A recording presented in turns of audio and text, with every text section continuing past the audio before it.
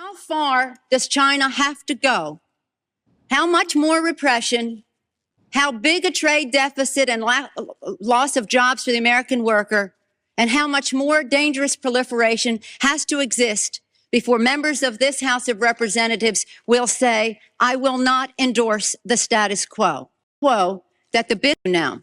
I'd like to call the attention of our colleagues to this chart on the status quo that the business community is asking each and every one of you to each and every one of us.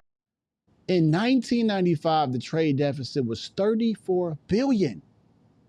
In 1995, wow. Us to endorse today. Right now, we have a $34 billion trade deficit with China, the 1995 figure. It will be over $40 billion for 1996.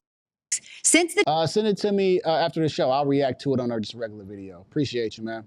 Tiananmen Square massacre, this figure has increased 1,000%, from $3.5 billion then to about $34 billion now. In terms of tariffs, I think it's interesting to note that the average U.S. MFN tariff on Chinese goods coming into the United States is 2%, whereas the average Chinese MFN tariff on U.S. goods going into China is 35%. Is that reciprocal? On exports, China only allows certain industries into China. That's still the case right now. U.S. Industries into China, and therefore only 2% of U.S. exports are allowed into China. On the other hand, the U.S. allows China to flood our markets with a third of their exports, and that'll probably go over 40%. And it's limitless because we have not placed any restriction. In terms of jobs, this is the biggest and cruelest hoax of all. Not only do we not have market access, not only do they have prohibitive tariffs. So you mean to tell me that back in 1995, Nancy Pelosi said the same thing that Trump is saying in 2025? And he's been saying this for a very long time as well. Not another clip brought up by a Democrat saying the same thing Trump was saying back in the day. I want to react to this one, right? See, I'm quick with this when I want to be. Shout out to my man, Coffee Grinder, and appreciate you. Let's see what Bernie Sanders had to say. Is that we need to not worry about manufacturing in America, because what we should establish is a policy of unfettered free trade. We don't need tariffs. What we need is to allow corporate America the freedom to throw American workers out on the street, people who are making 15, 20, 25 bucks an hour, healthcare, pensions, throw them out on the street because somehow, Madam President, we are going to create wealth in America and good paying jobs in America as we shut down plants, we move to China, corporations there pay workers 20, 30 cents an hour, and we bring the product back into this country. And anyone who goes shopping in a mall. No. Wait, hold on. Let me, my wife had texted me, so I'm kind of trying to catch my bearings. What? Further, what they have said is that we need to not worry about manufacturing in America, because what we should establish is a policy of unfettered free trade. We don't need tariffs.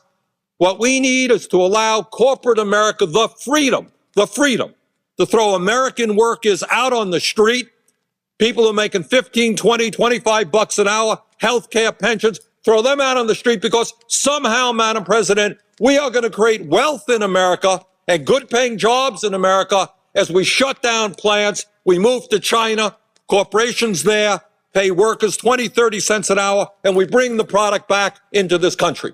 And anyone who goes shopping in a mall knows how difficult it is today to find the product made in America. But that is the philosophy. And I have to say in that regard, the champion, and he is honest on this one. Senator McCain has been criticized recently for not being the most honest candidate we have seen in terms of his ads and so forth. He has been honest on this one. He is the lead advocate of unfettered free trade. And that's an also important part of this right-wing ideology, that it is good for America that corporations can go to China and bring products back into this country. minute.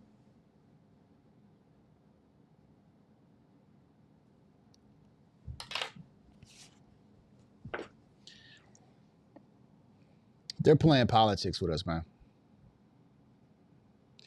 They are playing politics with us. Nancy Pelosi, Bernie Sanders, all these people behind closed doors, probably more Democrats, are probably like, yes, like we have been saying this for the longest and we believe that it's unfair and we need to change it. I believe a lot of people feel this way. A lot of Americans, once we figured out what was going on and who was charging us what and how we've been operating at a deficit, we all have been, well, not all of us, but most of us have said, no. Like, we have to make this fair. And hey, does that mean bringing back manufacturing jobs? Does that mean bringing back more money for us? Like, we need to win. These people were saying this way back in the day. Legit, if you played Nancy Pelosi's clip, if you played Bernie Sanders' clip right now, you would say, yeah, like this, we need to fix this. So everybody talks out against Trump. This is what I was saying earlier about Trump derangement syndrome and how what happens is whatever situation that Trump is working on or whatever he's doing, they oppose everything because that's part of TDS. Even if it's something that's good, they will fight against it. But when it's all said and done and they're over it, just like the lady I just played from CNN, they start realizing, oh man, that was a stupid take. Man, I shouldn't have been believing in that. What was I doing? Because now they can think with their logical brain instead of being emotional about hating Donald Trump so much. Who cares if you don't like him? Does it make sense for what he's trying to do for America?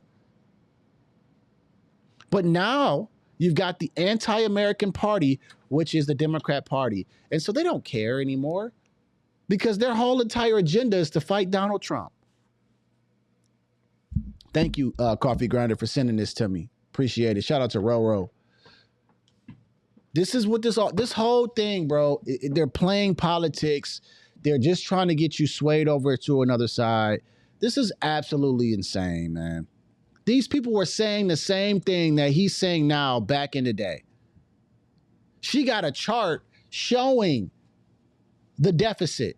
Trump just had a chart 2 days ago showing the deficits. And now they got stories out that are saying, oh, well, he used this formula to come up with the tariff. As if what they're saying is that he didn't really know that these were tariffs and didn't know everything. So he used this formula that I don't know where the hell it came from. But at the end of the day, there is a problem in the trade market right now. And I believe Donald Trump's entire aim of this, I don't care what they're saying with all this stuff.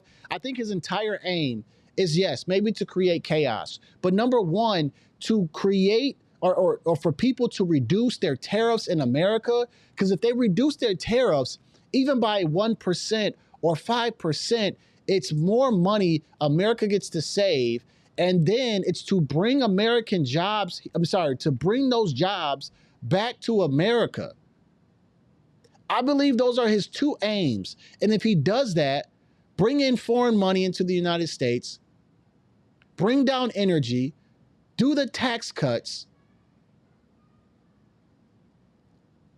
and lower down this free trade, lower the free trade of some sort, even it out. Some countries just like Vietnam that are saying, hey, we'll just get rid of our tariffs.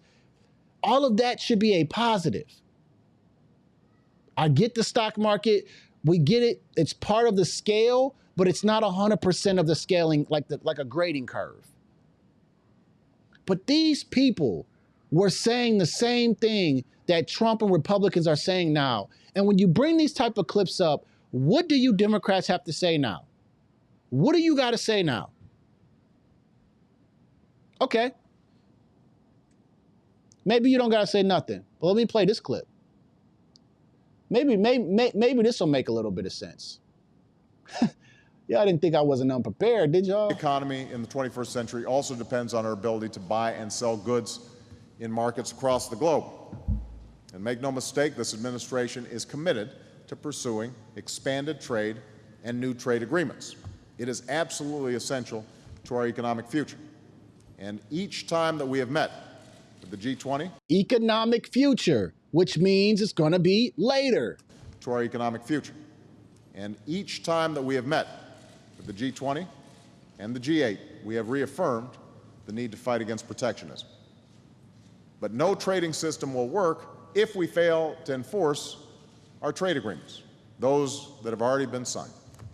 So when, as happened this weekend, we invoke provisions of existing agreements, we do so not to be provocative or to promote self-defeating protectionism. We do so because enforcing trade agreements is part and parcel of maintaining an open and free trading system. Say it again, Obama. Agreements provocative or to promote self-defeating protection of existing agreements. We do so not to be provocative or to promote self-defeating protectionism. We do so because enforcing trade agreements is part and parcel of maintaining an open and free trading system. Wait a minute.